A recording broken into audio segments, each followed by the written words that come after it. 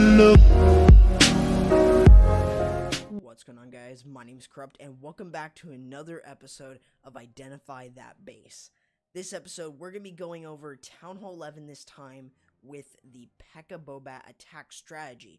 We're going to give you guys an understanding and how to identify these different type of bases. Usually Pekka Bobat is very strong, however it is going to depend where all of the splash is and also where the town hall is. So it's really important to talk about that. But we're also going to talk about the spell usage and how you guys can be very creative about it. So let me know if you guys do want to see more of these type of videos in the comments below. I've been seeing a lot of great feedback, so thank you guys so much on this series. Hopefully you guys will enjoy this video. So let's go ahead and jump into the first example we have here for you guys. So let's go ahead and take a look at this first base design here, and this one you gotta really make sure that you keep note of the town hall because that is where the pathing of the wall wrecker is gonna go. But in terms of that, you're looking for the splash buildings. This includes the eagle as well. So usually, let's take a look at here where all those splash buildings. You can see that they're placed roughly all around in this sort of area here, and it's pretty easy to identify exactly where all of them are. Now, some of them are more spread apart than others. Let's say the multi-inferno right near the wizard tower that's right here, but it's really important to consider where all the other buildings are. Now, the other thing is that you're looking for in terms of that is the pathing. Where's the wall wrecker going to go that will break you into a multi-inferno compartment and the eagle compartment? This will then probably also give you some sort of access to other buildings such as the wizard towers, the expos, the air defenses, and maybe even another inferno if you can get to it, if you have enough push from your Pekkas and your bowlers. So let's take a look at it right here in terms of where this mortar area is.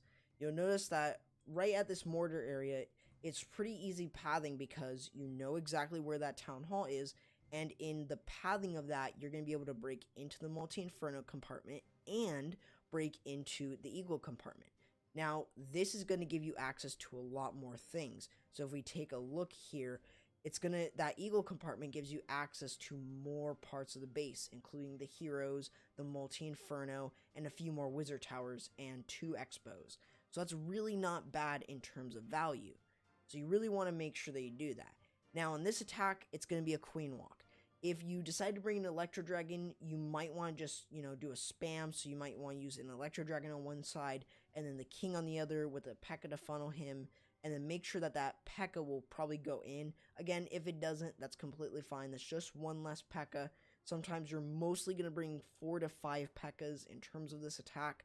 So then as you start to enter into the base, you should have a solid funnel set allowing your Pekkas, your bowlers, your heroes, mainly the Queen and Warden, to go into the base.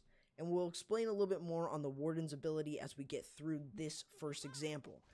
But again, the biggest thing that you really want to keep in mind is that you really want to keep that eagle down for a little bit. So you really want to start that queen walk, use as little troops as possible when you guys are starting your queen walk. So it's really important to do so. Again, trying to get as much value as you can from your queen walk in order to set the funnel is really important. But once you've done that, and once you start to set that solid funnel, you can then start to send in your attack going into the base. So usually this is going to be starting off with a wall wrecker, and then it's going to go in with the heroes, and then the warden right behind the Pekkas and the bowlers. You want to try and keep all those alive, even if you don't get to your wall wrecker in time. Usually I say to try to protect your wall wrecker, so be really quick on your placement of all of these. But really your bowlers and your Pekkas should be the ones that you're protecting. Now, the thing about the jump spell is used very well in this case.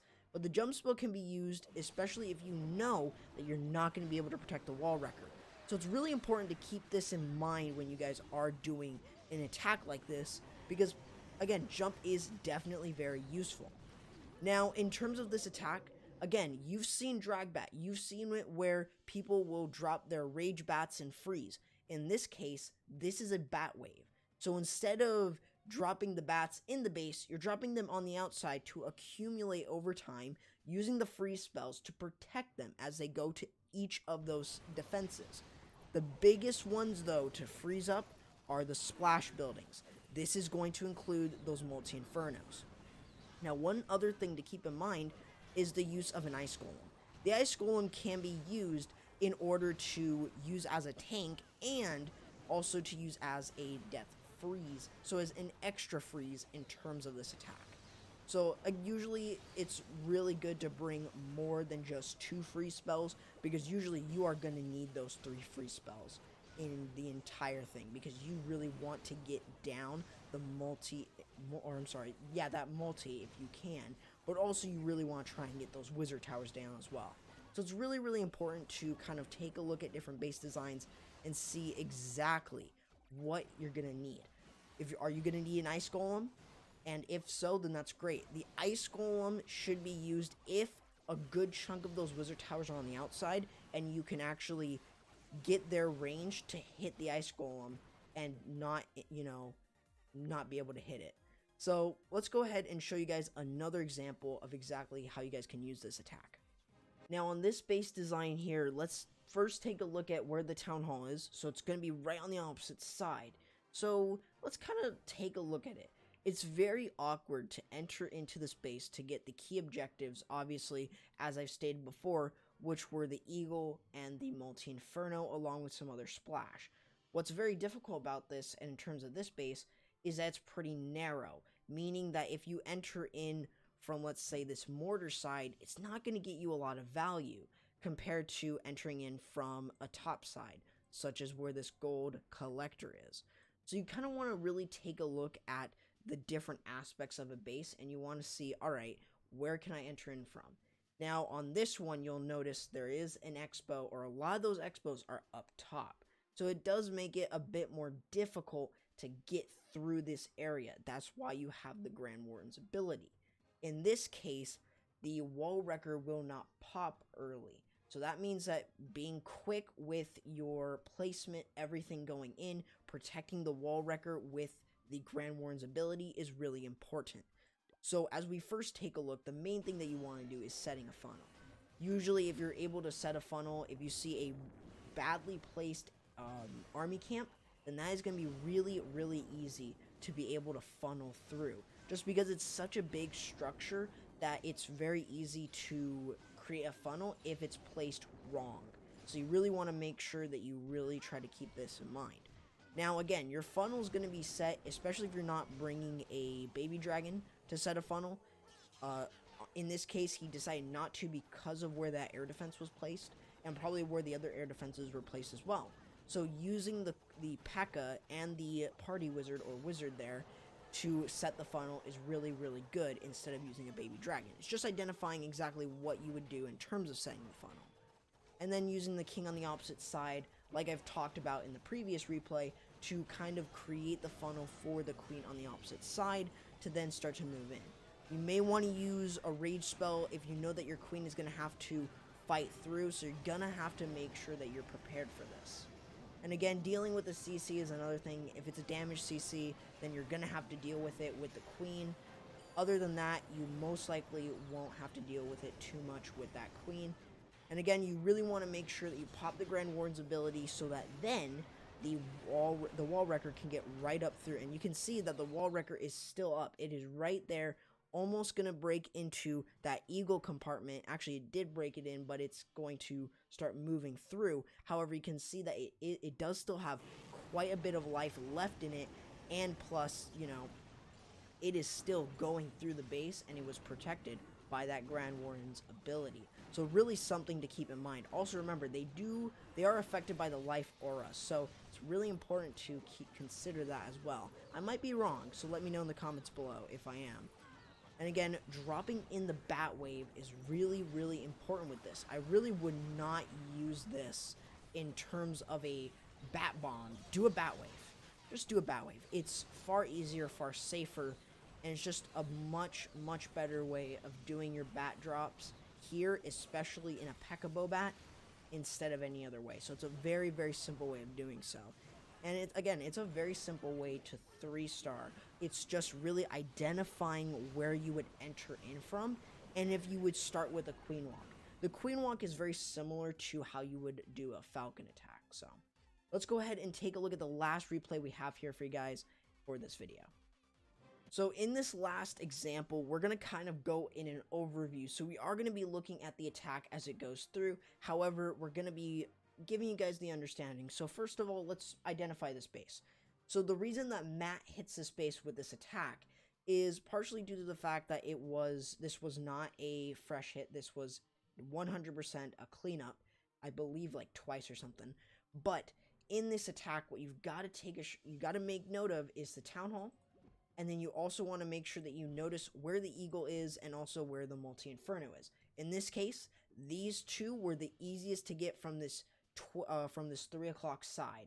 So it was very easy to identify this when you go forward. You'll notice that he's bringing in the Electro Dragon. This is going to be used to set the funnel. Notice that on this side of the base here, look at all of these buildings here that are touching or they're one tile in between each other. This is going to make it very easy for an Electro Dragon to chain to each of those buildings and be able to take a lot of that out in time. So you really want to make sure that you sort of take a look at that when you want to set the funnel. Usually buildings that are 2 tiles apart are going to be much harder to funnel. So something like this area right here is going to be extremely good for the Electro Dragon. This is mainly going to be used in order to funnel in for the queen walk. So you really want to make sure that you try to get that funnel set. Again, using baby dragons, using Electro Dragons, using even a Pekka or the king to set the funnel on one side. You really want to make sure that you funnel one side and then funnel the other to make sure that the Pekkas, the bowlers, the heroes go into the base and get as much value as you can so that then you can drop in your bats. In this case, he is only bringing 2 rage, 1 jump, just like the first replay that I showed you guys, where again the jump was being used. He likes his jump, but he's also using only 2 freeze spells. Rather than bringing more freeze, he's only bringing 2. And we'll kind of talk about this. Again, notice where all the splash is. A lot of the splash is on one side of the base. You notice that there was one that the queen took out. There's one that the queen's just about to take out. And then there's another 2 on the opposite side. And then there's also the multi-inferno here, and the wizard tower on the other side. Eagles smack dab in the middle. So you've got to kind of take a look at that. So that's the reason why he's only bringing 2 freeze. That's why he's also bringing the ice golem. The ice golem makes it where you don't have to bring another freeze. Just make sure that you identify where that ice golem is going to go so that then it doesn't stay out of the range of the wizard tower. So then as you start to move into the base, in this case he was unfortunate, missed the wall wrecker with his Grand Warden's ability. However, the Grand Warden should be protecting that wall wrecker as well, making sure that it can be in that protective aura for long enough, especially with his ability, so that then he can protect everything that includes the wall wrecker going in. A perfect example of going in against a damage CC, since a damage CC is going to be something that you guys are typically going to be seeing. So usually having the usage of that is a good idea. So making sure that you can deal with that. Again, no poison was needed, especially with this attack. So you really want to make sure that you kind of take a look at that. And in a lot of these replays, you saw that there was more than just 1 Inferno being taken out. 2 of those Infernos were being taken out. So definitely you really want to make sure that you plan out your attack. So do you want to try and get 2 multi-Infernos?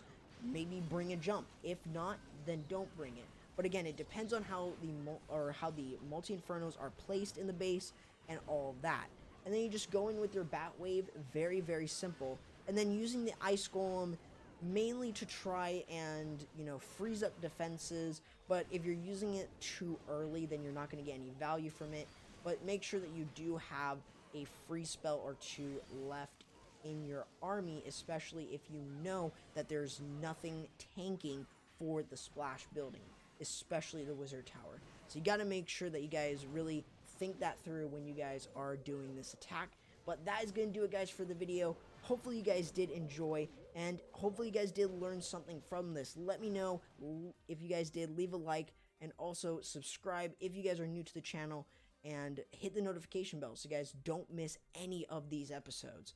If you guys want to go ahead and join the Exit Humanity family, my community Discord server, those links are going to be in the description below, along with my Twitter link, which will also be in the description below. Hopefully you guys did enjoy, and I'll be seeing you guys next time. Corrupt, signing out.